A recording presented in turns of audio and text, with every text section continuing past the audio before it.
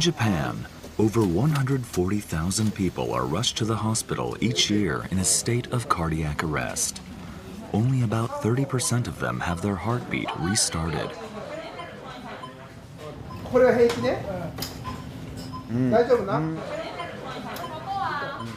However, even if the heartbeat is restored, severe brain damage often results, leading to serious after effects or major disabilities. To address this challenge, a groundbreaking treatment is being developed in Japan's emergency medicine field.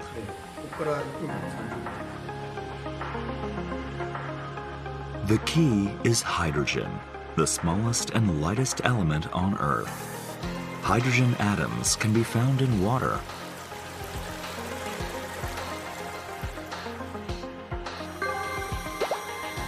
The new treatment uses hydrogen gas, which is colorless, tasteless, odorless, and non-toxic. Patients simply need to inhale it. Research published in an international journal shows this treatment increased the survival rate of patients who suffered cardiac arrest by 24% and reduced after effects, helping them return to society. Lance Becker, a leading expert in resuscitation research, is also highly interested in this research. He established the Emergency Resuscitation Center at the University of Chicago and the University of Pennsylvania. The preliminary data is very exciting. It looks like it may help protect the brain, very important after a cardiac arrest. I think that hydrogen gas therapy could really be a big change for emergency care. It penetrates the brain, the heart, everywhere.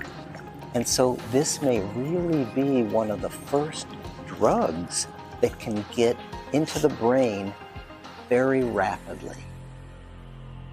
In emergency situations where every second counts, we'll examine how inhaling hydrogen gas can save patients' lives and dramatically improve the outcomes. We'll also introduce the latest developments, including challenges in putting the treatment to practical use. Suzuki Masaru has been researching the use of hydrogen gas inhalation to address risks following cardiac arrest. He has been at the forefront of emergency care for over 30 years.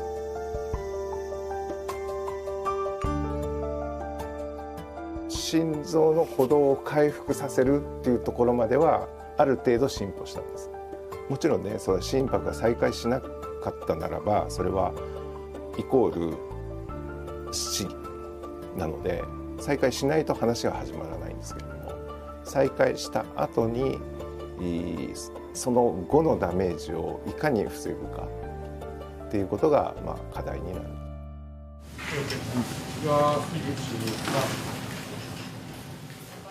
There have been many instances where Suzuki successfully revived patients, but they later failed to recover and passed away.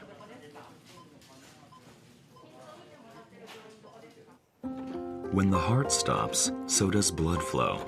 This prevents oxygen and nutrients from reaching the entire body, causing damage. Even if the heartbeat is restored, the problem doesn't end there. The sudden rush of blood and oxygen triggers a severe reaction throughout the body, causing further damage to the organs, almost like they're being set on fire. This is known as post-cardiac arrest syndrome, or PCAS. The brain suffers the most damage and is the hardest to recover.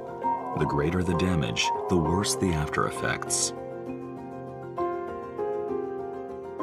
Some patients remain unconscious and bedridden, while others recover but suffer from impairments in brain functions, such as thinking, memory, and language, which can significantly affect their daily lives. そういった方々がちゃんと自分の力で歩いたり、ご家族とお話ができるようになったりっっていうふうになっていただくっていうのは、とても嬉しい。それを目指して治療できるっていうのはとてもやりがいのある仕事になるんじゃないかと思います。In 2017, Suzuki's research team began a clinical trial of hydrogen gas inhalation at 15 facilities in Japan, involving patients with PCAS. The team split the 73 patients into two groups. One group received the standard treatment of oxygen and nitrogen inhalation, while the other group inhaled the same gases with an additional 2% hydrogen. The team had both groups inhale their gases for 18 hours to test the efficacy of hydrogen gas. This graph compares the survival rates of the two groups. At first, there was little difference between the blue line, representing the group that inhaled hydrogen, and the green line, the group that didn't. However, the difference became clear in about 2 weeks. The group that inhaled hydrogen gas maintained an 85% survival rate even after 3 months. 一定の効果を観察することができたので、ほっとしたっていうのが実感です。The team also analyzed the patient's conditions 90 days later using a scale designed to measure brain damage severity. This scale ranks symptoms and after effects on a scale from 0 to 6. In the group that didn't inhale hydrogen, 20% recovered with no symptoms or after effects, while 40% passed away.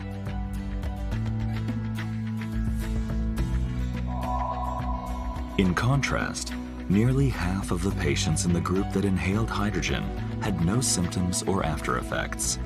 They successfully returned to their normal lives afterward. この心停止後の患者さん方に、何か、戦える武器を持っていたかっていうと、実はなかったっていうのが現実です。もしかしたらこの水素ガスっていうのを吸っていただくということは、僕らが持てる一つの武器になるかもしれないと、適切に行っていただける治療法にまで、高めなくてはいけない、今の私たちのミッションというふうに考えています。The journey to understanding how hydrogen gas affects the body, along with its mechanisms and potential, began about 20 years ago with Japanese researchers. A groundbreaking paper by leading researcher Osawa Ikuro stunned the world in 2007. Osawa's study looked at whether hydrogen gas could reduce brain damage. He stopped blood flow in rats' brains for 90 minutes and had them inhale hydrogen during and after this period. This image shows a cross-section of the brain of a rat that didn't inhale hydrogen. This is severe damage, with areas where cells have died appearing white. Meanwhile, the brain of a rat that inhaled 2% hydrogen showed almost no color change, indicating that the gas had suppressed cell death. I was so surprised to see the results of the study, which showed that the inhalation only of hydrogen can actually increase the survivability of patients who've had the post-cardiac arrest syndrome. 素晴らしいと思います。僕たちが細胞の実験とか動物の実験でやってきたことっていうのが今回人間でかなりはっきり綺麗な結果が出たっていうことはもう本当に嬉しいことです。Osawa believes hydrogen's effect on patients with post-cardiac arrest syndrome is largely due to its impact on reactive oxygen species, or ROS. ROS originate from the oxygen we breathe in.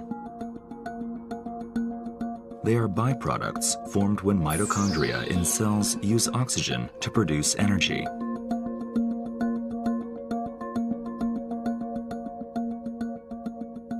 This footage shows ROS, which appear red, forming inside cells.